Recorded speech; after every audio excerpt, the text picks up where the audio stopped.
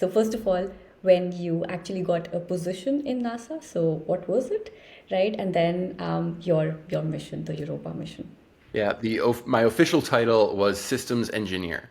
So a systems engineer, you could think of it as jack of all trades of sort, basically a software tool to help us integrate the spacecraft and manage all of the information, seeing the ripple effects that go through with one change. If they're linked up in a computer system format, then by changing one thing, you can see the traceability through the system and how that impacts everything. And I applied that specifically, this is where you wanted to go, to the Europa missions. So there were two Europa missions when I started. There was Europa Clipper, which is a spacecraft that's going to orbit Jupiter and fly by Europa. And then there was Europa Lander, where we would want to land on the surface and see if we can detect the biosignatures of life, looking for the right combination of elements to those molecules that are like, oh yeah, these are the building blocks of life. So Clipper is launching now. It's going to take 5.5 years to get to Europa, and that's going to be there for about 3 years.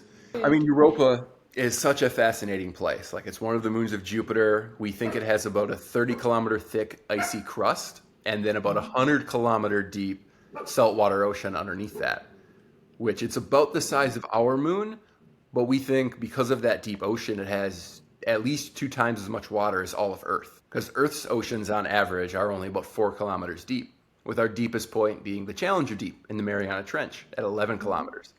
But Europa, a 100-kilometer ocean all the way around, that's massive. So that's why we think it has like 2 times as much water as all of Earth.